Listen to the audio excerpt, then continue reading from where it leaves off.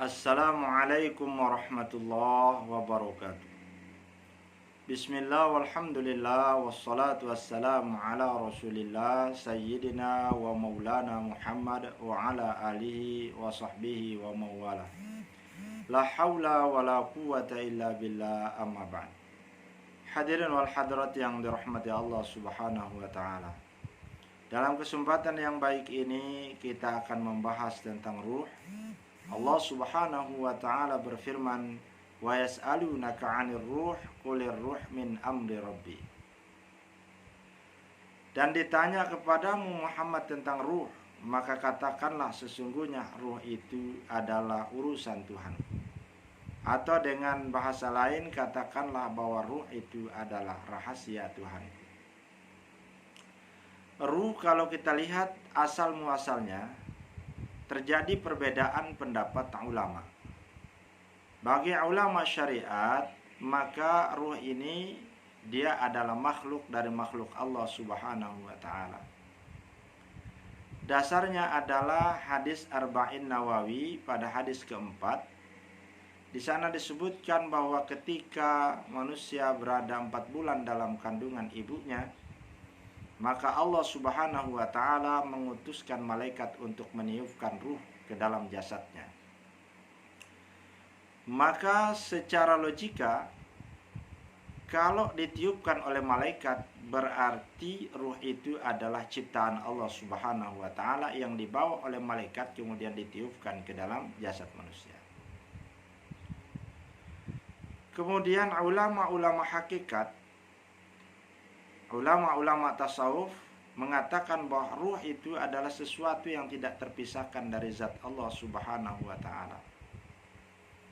Dan ini berdasarkan firman Allah subhanahu wa ta'ala di dalam Al-Quran tentang ciptaan Adam alaihissalam.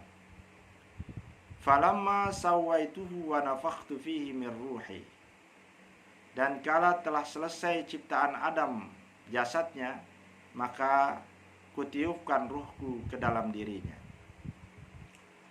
Maka kata-kata ruhku menurut ulama tasawuf, ulama hakikat khususnya, mengatakan bahwa ruh itu adalah sesuatu yang tidak terpisah dari zat Allah subhanahu wa ta'ala. Maka dengan dalil yang ada baik dari Quran maupun dari hadis Nabi Shallallahu Alaihi Wasallam, maka kedua pendapat ini sah-sah saja sesuai dengan pemahaman masing-masing terhadap ayat Al-Quran dan hadis Nabi Shallallahu Alaihi Wasallam. Mana yang akan diambil? Nanti yang diambil itu silahkan dipilih mana yang lebih cocok dengan akal fikirnya, mana yang lebih cocok dengan ketenangan jiwanya. Kemudian bagi yang mengatakan bahwa ruh itu adalah ciptaan Allah, maka dia adalah bersumber dari Nur Muhammad sebagai makhluk awal yang diciptakan oleh Allah subhanahu wa ta'ala, yaitu Nur Muhammad. Kemudian yang berfungsi untuk menghidupkan, maka namanya ruh, berasal dari Nur Muhammad.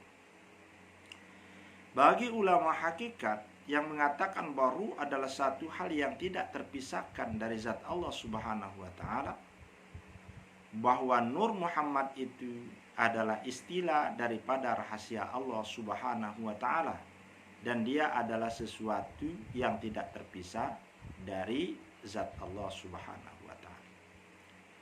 Baik yang mengatakan ruh itu adalah ciptaan, ataupun ruh itu adalah merupakan bagian dari zat Allah, maka kedua-duanya adalah tetap bersumber dari Nur Muhammad.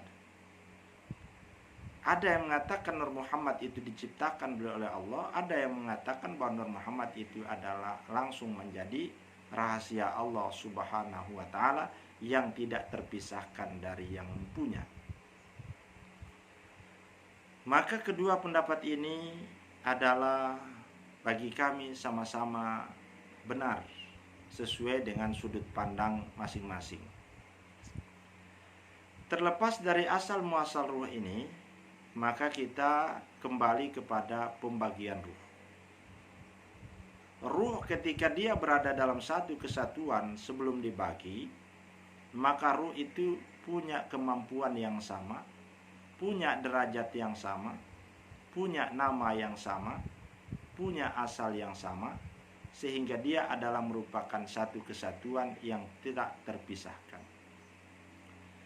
Namun ketika dia dibagi ke dalam warangka-warangka yang berbeda, ke dalam casing-casing yang berbeda, maka namanya nanti akan berubah sesuai dengan casing-casingnya, baik secara jenis casingnya ataupun secara individu-individu casingnya itu. Maka nama ruh itu akan mengikuti kepada nama wadahnya, kepada nama warangkanya. Maka kalau kita lihat secara jenisnya, ruh itu ada namanya ruh nabati. Ruh nabati adalah ruh yang ditiupkan oleh Allah Subhanahu wa taala ke dalam tumbuh-tumbuhan. Maka ruh nabati ini punya kelebihan, punya sifat yang terbatas dibandingkan dengan ruh yang lain. Dia hanya diberikan dua sifat atau dua kelebihan. Yang pertama adalah diberikan sifat untuk menghidupkan. Kemudian yang kedua diberikan sifat kekuatan untuk menumbuhkan. Jadi sifat untuk menghidupkan dan sifat untuk menumbuhkan.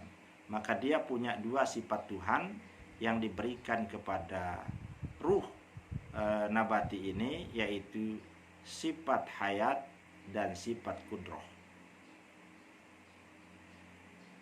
Kemudian jenis yang kedua ada namanya ruh hewani. Ruh hewani ini adalah ruh yang diberikan oleh Allah kepada wadah-wadah yang bernama hewan. Hewan apa saja, maka dia secara jenisnya disebut dengan ruh hewani. Nanti ketika dia dirincikan, ruh gajah, ruh kucing, ruh ayam, maka dia disebut secara personalnya. Tetapi kalau secara jenisnya dia dinamakan ruh hewani. Ruh hewani ini dia lebih tinggi daripada ruh nabati, karena ada beberapa sifat yang tidak dimiliki oleh ruh nabati diberikan kepada ruh hewani. Ruh yang diberikan kepada hewan, dia punya sifat hayat untuk menghidupkan. Dia juga punya sifat kudroh untuk kekuatan.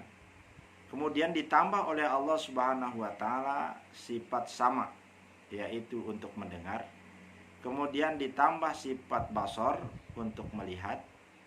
Ditambah sifat iroda untuk berkeinginan.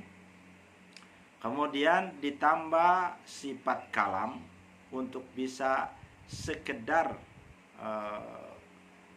dalam bahasa kasarnya sekedar bisa berucap dengan ucapan binatang yang secara khusus. Dia tidak bisa berucap untuk bahasa yang lain, tetapi dia hanya berucap dengan bahasa jenisnya sendiri. Dia punya keterbatasan dalam sisi kalam. Kemudian satu yang tidak diberikan kepadanya dari 7 sifat kesempurnaan Allah yang dititipkan kepada makhluknya itu adalah sifat ilmun, yaitu sifat berakal fikir atau sifat memiliki ilmu atau punya akal. Ini dia mempunyai kekurangan di sini. Kekurangannya yang total itu adalah berada pada ilmun, yaitu ilmu atau akal. Kemudian dia dibatasi pada sifat kalam. Kemudian meningkat lagi pada jenis yang ketiga. Dia lebih sempurna dari jenis yang kedua, yaitu ada namanya ruh iblisi. Ruh iblisi ini dia berbeda dengan ruh yang dua sebelumnya. Ruh iblisi itu diberikan ketujuh-tujuhnya. Itu ruh yang ditiupkan ke dalam iblis, diberikan ketujuh-tujuhnya. Dia punya hayat, dia punya kudroh, kekuatan, dia punya iradah, keinginan, kemudian dia punya kalam, berbicara, dia punya sama, pendengaran, dia punya basar, penglihatan, dia punya akal. Namun dia ada tempat dibatasi oleh Allah Subhanahu wa taala, dibatasi pada iradahnya. Dia hanya punya sebelah iradah, tidak memiliki iradah ganda. Yaitu dia hanya punya keinginan untuk keburukan, ditutup keinginannya untuk kebaikan. Maka ruh itu punya kekurangan, yaitu kekurangan untuk berkeinginan kepada kebaikan. Dari sisi ilmunya juga dia diberikan keterbatasan dibanding dengan manusia yang seutuhnya. Manusia yang taraf tertinggi, maka dia masih berada di bawah ruh insani. Kemudian jenis yang keempat dari ruh itu ada namanya ruh malaki. Ruh malaki itu adalah ruh yang ditiupkan Allah ke dalam malaikatnya. Dia berada pada posisi keempat dilihat dari sisi kesempurnaannya. Kesempurnaan memiliki 7 sifat. Nah, ruh yang ditiupkan ke dalam malaikat ini diberikan ketujuh-tujuhnya, mulai dari kudrah, kemudian hayat, diberikan iradah, keinginan, diberikan penglihatan, basar, diberikan pendengaran, sama, diberikan kalam, ucapan, diberikan ilmu. Tetapi dia dalam iradah, dalam keinginan, dia ditutup kepada keburukan. Dia hanya punya keinginan untuk kebaikan, kebalikan dari ruh iblisi. Maka di sini dia punya satu kekurangan, yaitu kekurangan sifat ruhnya itu dari berkeinginan kepada yang buruk. Kemudian peringkat yang kelima, peringkat yang di atasnya, yaitu ruh jinni. Ruh jinni ini berada di atas ruh malaki. Kenapa? Karena ruh jinni ini dia sempurna, hampir mendekati kesempurnaan ruh insani, ruh manusia. Jin itu diberikan ketujuh-tujuhnya. 7 sifat itu diberikan kepada jin. Dia punya hayat, punya kehidupan, kemudian dia punya kudrah, kekuatan, dia punya iradah, keinginan, baik kepada yang baik maupun kepada yang buruk. Kemudian dia punya kalam, ucapan, kemudian dia punya sama, pendengaran, dia punya basar, penglihatan, dan kemudian lagi dia punya ilmu. Apa yang kurang dia dari manusia? Dia hanya dikurangi satu, yaitu kekuatan ilmu pengetahuannya berada di bawah standar kemampuan kekuatan ilmu manusia. Contohnya mana? Buktinya mana?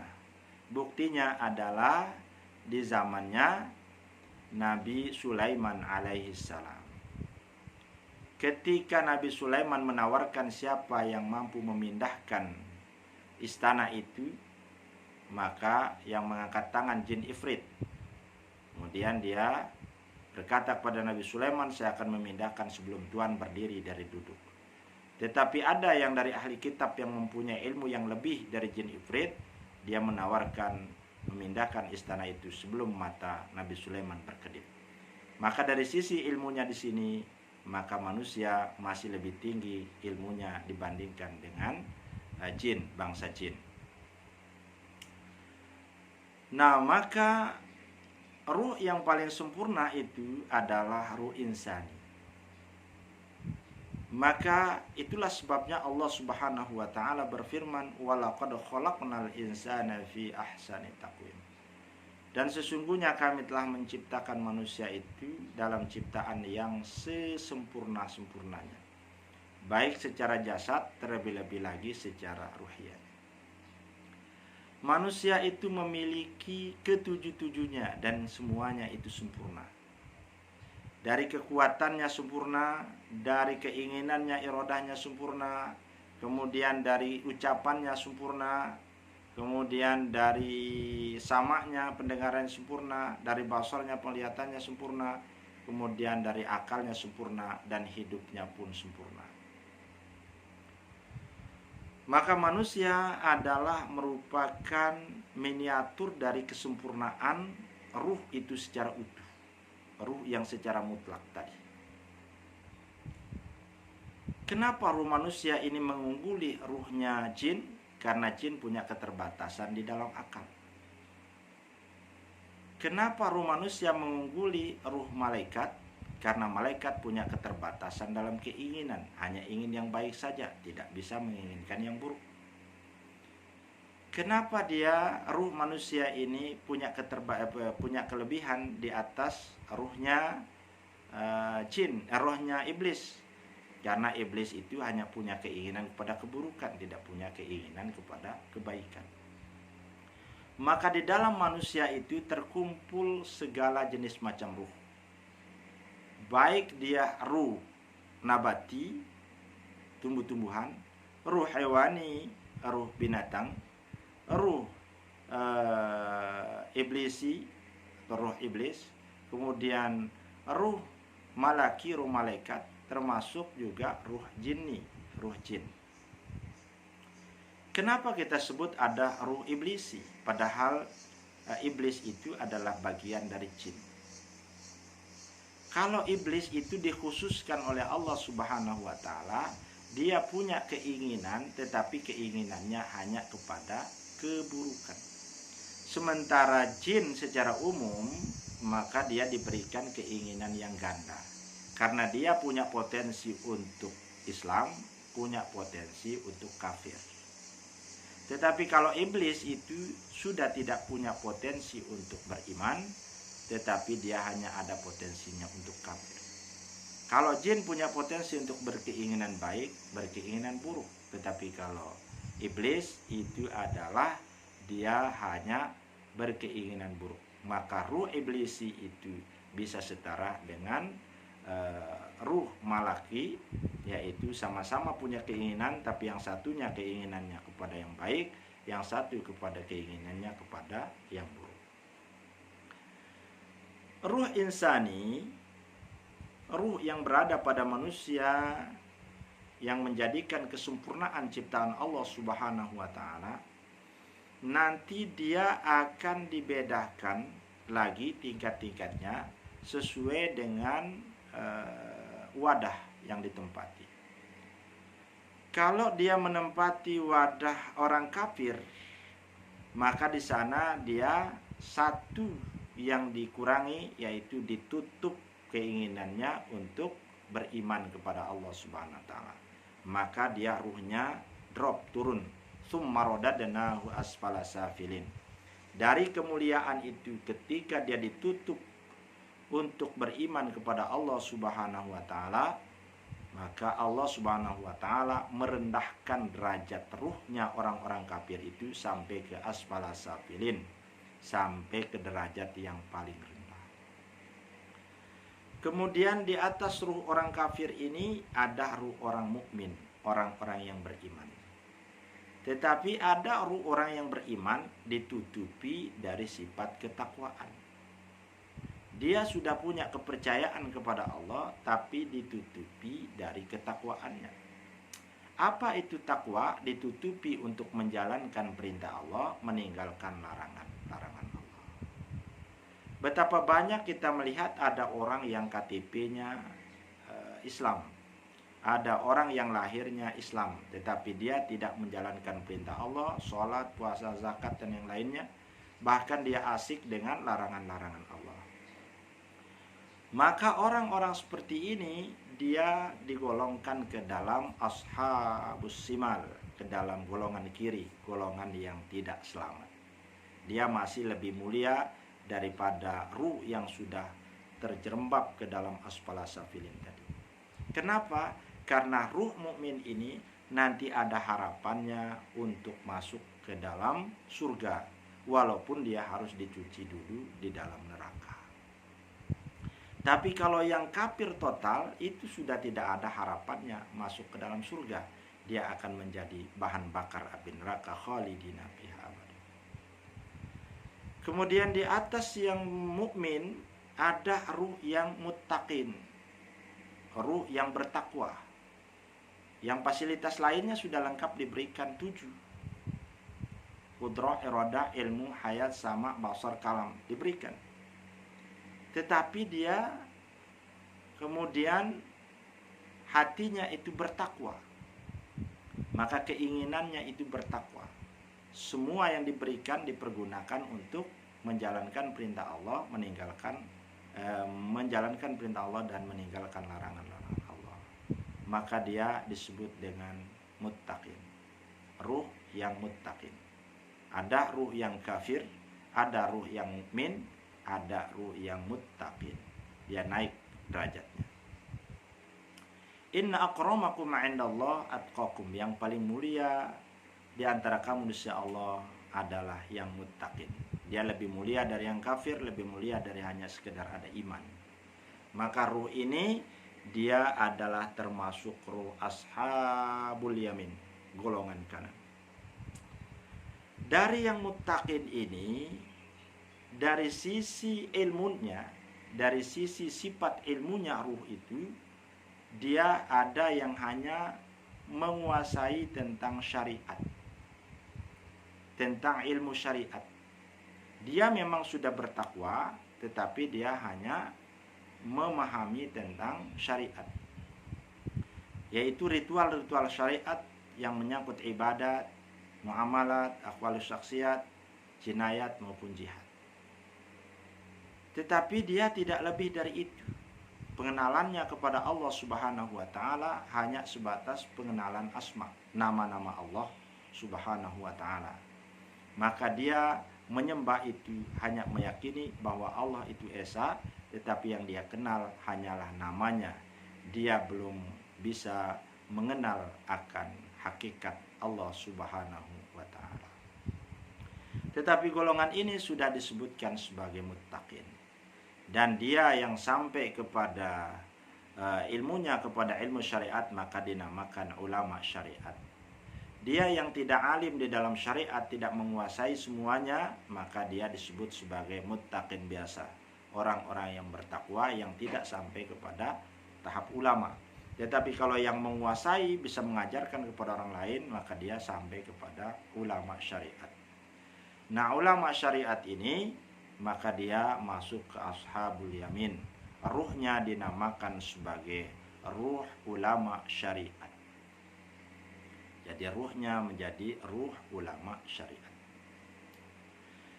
Kemudian meningkat dari ulama syariat itu, ada yang dinaikkan derajat keilmuannya itu sampai kepada thariqah. Thariqah itu adalah menempuh jalan memperbanyak zikir. Memperbanyak zikir, kemudian terus dia zikir, maka nanti ilmunya diangkat kepada ilmu thariqah.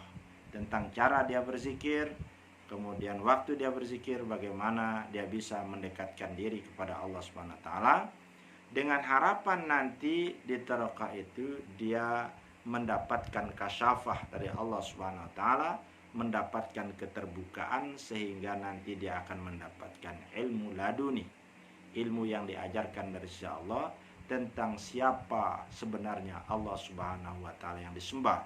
Maka dari sini dia ngangkat sedikit dari ulama syariat menjadi ruh ulama thariqat. Kemudian meningkat lagi ilmunya, diberikan ilmu hakikat. Ilmu hakikat, maka dia yang memahaminya nanti maka disebut dengan ruh ulama hakikat. Hakikat itu dia mengetahui nama Allah, dia mengenal sifat Allah, kemudian dia mengenal af'al Allah, perbuatan-perbuatan Allah, dan pada puncaknya dia mengenal akan zat Allah Subhanahu wa ta'ala. Maka ruh yang sampai kepada puncak ini maka disebut dengan ruh ma'rifatullah, ruh yang mengenal asal usulnya, ruh yang mengenal akan jati diri.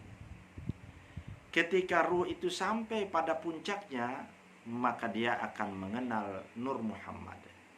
Ketika dia mengenal Nur Muhammad yang merupakan sumber dari segala ruh, baik itu yang di dalam pendapat ulama yang mengatakan makhluk Allah atau yang langsung mengatakan rahasia Allah, maka nanti ketika semuanya dikembalikan kepadanya, fa illam takun tarahu, maka pada ending akhirnya nanti dia akan sampai kepada puncak ma'rifatnya, maka ruhnya itu akan mengatakan, akan mengamalkan apa yang difirmankan Allah dalam hadis kudusinya, fa illam, dalam hadis Rasulullah sallallahu alaihi wasallam tentang hadis ihsan, fa illam takun tarahu, jikalau kamu sudah tiada maka engkau akan melihat aku. Maka tidak ada lagi dualitas di sana, yang ada hanyalah satu wujud. Maka saking sulitnya dibahasakan satu itu, maka ada yang mengistilahkannya dengan istilah hulul. Itulah yang disampaikan oleh Abu Mansur Al-Hallaj. Hulul artinya menitis Tuhan kepada hambanya, tapi itu hanya sekedar bahasa karena sulit untuk menyebutkan istilah daripada ruh yang ma'rifatullah, ruh yang sampai kepada hakikat Allah Subhanahu wa taala. Kemudian ada yang mengistilahkannya dengan ittihad, bersatu antara hamba dengan Tuhan. Itu yang disampaikan oleh Abu Yazid Al-Bustami. Kemudian di Indonesia ada yang mengistilahkannya dengan manunggaling kala Gusti, yaitu manunggalnya, panaknya sang hamba kepada keesaan Allah Subhanahu wa taala. Kemudian ada yang sangat dekat dengan antara istilah dengan hakikatnya, yaitu wahdatul wujud, bahwa wujud itu hanyalah satu, bahwa yang punya af'al itu adalah satu, walaupun yang memperagakannya beragam dan banyak. Yang mempunyai nama itu hanya satu, walaupun dia dipergunakan oleh banyak hal, oleh banyak unsur. Maka sampailah kita kepada wahdatul wujud atau wahdatul wujud, kesatuan wujud. Maka ruh yang sampai kepada puncak ma'rifatnya ini, maka dia tidak lagi mengenal dirinya, karena yang ada hanyalah Tuhannya. Terbatas kata untuk menggambarkannya, maka yang ada hanyalah diam di dalam kebakoan, maka dia tidak lagi melihat sesuatu. Maka di dalam Al-Quran disebutkan, fa'ainama tuwallu fatamma wajhullah, kemana saja kau menghadap, disitulah wajah Allah Subhanahu wa taala. Wa huwa ma'akum ainama kuntum, dimanapun kamu berada, dia selalu bersamamu. Nahnu aqrabu ilaihi min hablil warid, kami lebih dekat daripadamu daripada urat lehermu sendiri. Kemudian disebutkan pada Rasulullah SAW, wa ma ramaita id ramaita walakinna Allah rama, bukanlah engkau yang melempar Muhammad ketika engkau melempar, tetapi Allah lah yang melempar. Nah, maka di sini ketika dia sampai kepada puncak ma'rifatnya, maka itulah yang disebut dengan ulama hakikat atau ruh ulama hakikat. Maka ruh hakikat ini adalah ruh yang paling tinggi, maka dia di bawah kenabian. Maka di atas itu ada ruh kenabian, yaitu mulai dari 124.000 nabi. Kemudian di atas ruh 124.000 nabi ada ruh, menurut sebagian ulama 315, ada yang mengatakan 313 nabi dan rasul. Maka ruh nabi dan rasul. Di atas itu ada lagi ruh yang paling tinggi adalah ruh ulul azmi, yaitu nabi-nabi yang mempunyai keistimewaan yang agung. Ada 5 orang, Nabi Muhammad SAW, Nabi Ibrahim, kemudian Nabi Nuh, Nabi Musa, dan Nabi Isa alaihissalam. Nah, dari situ ada yang paling tinggi yang menjadi Sayyidul Anbiya wal Mursalin, Sayyidur Ruh, Abu Ruh, yaitu Nabi Muhammad sallallahu alaihi wasallam, yang beliau itu zahiran wa batinan, menjadi pemimpin dunia dan akhirah, pemimpin semua makhluk, maka sampailah kita kepada puncaknya, yaitu ruh Nabi Muhammad SAW atau Nur Muhammad SAW, yang dia bersatu antara juz'iyah dengan kulliyah, antara komponen dengan wujud mutlak. Maka tidak ada lagi dualitas, yang ada hanyalah Allah Subhanahu wa ta'ala. Maka itulah tingkatan-tingkatan dari ruh, Bapak dan saudara-saudara, ibu-ibu yang sama-sama saya hormati. Jadi ruh ini dia akan dibagi kepada wadah-wadah yang berbeda dari kemutlakannya secara umum, secara satu menyatu. Kemudian dibagi dia, maka ketika dibagi dia meningkati peringkat-peringkat yang berbeda sesuai dengan wadah yang dimasuki. Adapun terkait nama ruhaniyat kita, siapa nama ruhani, itu tidak terlalu penting untuk kita ketahui. Karena sesungguhnya nanti kita akan dipanggil nama ruh kita itu dengan nama jasad kita. Kemudian kalau nanti Allah Subhanahu wa ta'ala melalui Rasulnya mengajarkan kita ruhani, alhamdulillah. Kalau tidak, insya Allah kita akan dipanggil dengan nama jasad kita menjadi nama ruh kita di hadapan Allah Subhanahu wa ta'ala. Maka kelihatannya di dalam pembicaraan seakan-akan dia berpisah, tetapi dalam hakikat tidak ada yang namanya berpisah, karena perpisahan pasti berasal karena perpisahan pasti dualitas. Maka yang ada hanyalah satu kesatuan.